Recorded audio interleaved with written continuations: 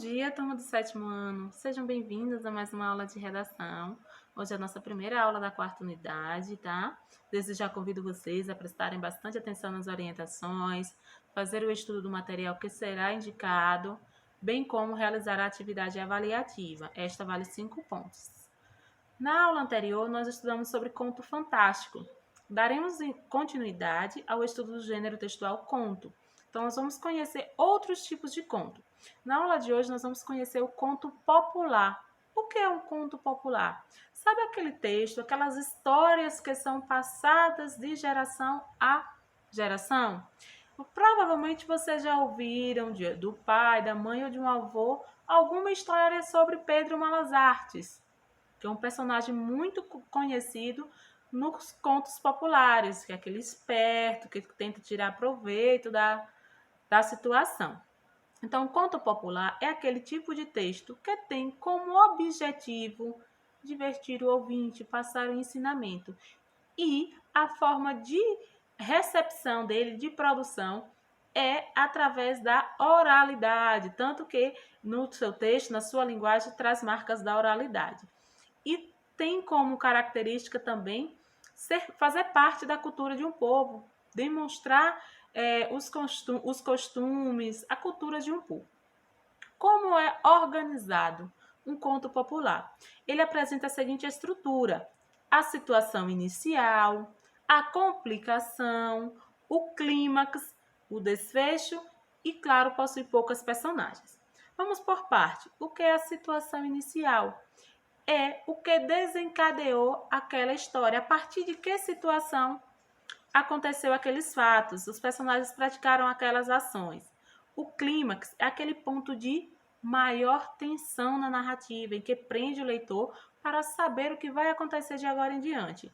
E o desfecho é como terminou aquela história, aquela narrativa. Não é o final, é como desenrolou as ações dos personagens e que fim se deu aquele conflito, aquela história em si. O tempo e o espaço são indeterminados. É comum, por exemplo, vou fazer uma comparação aqui para ficar claro para vocês. Nos contos de fada, costuma iniciar assim: era uma vez. No conto popular, conta-se um dia. Então, não tem precisão de quando que foi, porque traz marcas lá, ó, de que é passado de geração a geração. Bem como o autor também não é conhecido, costuma ser escrito em terceira pessoa. Porém, o autor não é conhecido. Conta-se a história, não sabe quem contou, conta-se.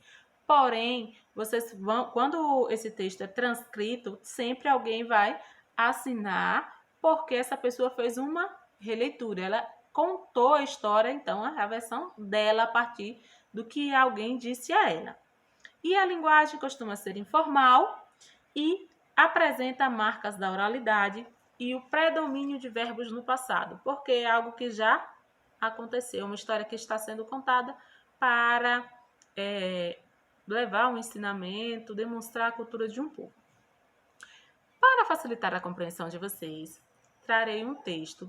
O título do texto é O Compadre da Morte. Há algumas versões desse texto, como eu havia dito a vocês. O conto popular não tem alguém que assine, mas há várias adaptações. Vocês farão o estudo desse texto, O Compadre da Morte, e logo em seguida nós teremos 4 questões com base na análise do texto quanto ao gênero textual e interpretação também do conto, certo? Vocês irão responder, irão anotar as respostas no caderno. É muito importante que primeiro vocês anotem as respostas no caderno e depois irão acessar o ambiente virtual e enviar. Na questão 1, você vai relacionar a situação inicial, qual é a situação inicial do conto, qual é a complicação ou conflito, ou seja, o que desencadeou todas as ações dos personagens, quais foram as ações dos personagens, o clímax e o desfecho, certo? Na questão 1, você vai relacionar. Na questão 2, Diz assim: o conflito em uma narrativa é uma complicação, ou seja, uma oposição de forças na história entre duas ou mais personagens. No conto O Compadre da Morte, o fato que gera o conflito é. Aí tem as alternativas, você vai anotar no caderno qual que é a alternativa correta.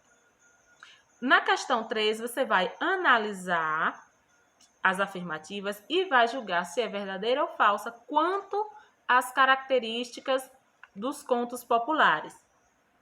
E na questão 4, além de proporcionar momentos de prazer, os contos revelam hábitos e costumes de uma comunidade, saberes e modos de avaliar a realidade de uma época. Na sua opinião, a história do Compadre da Morte encerra algum ensinamento? Qual é o ensinamento? Aí você vai justificar sua resposta. Na questão 5, eu havia dito que eram 4 questões, tá? Desculpe-me. São 5 questões. Na questão 5, nesse conto, percebemos que a história está chegando ao fim no momento em que. Aí você vai ter lá as alternativas, você vai ler, vai analisar e vai identificar a correta. Certo, turma? Ao final, lembrem-se de acessar o ambiente virtual e responder a atividade e enviar. Tchau, turma. Até a próxima aula.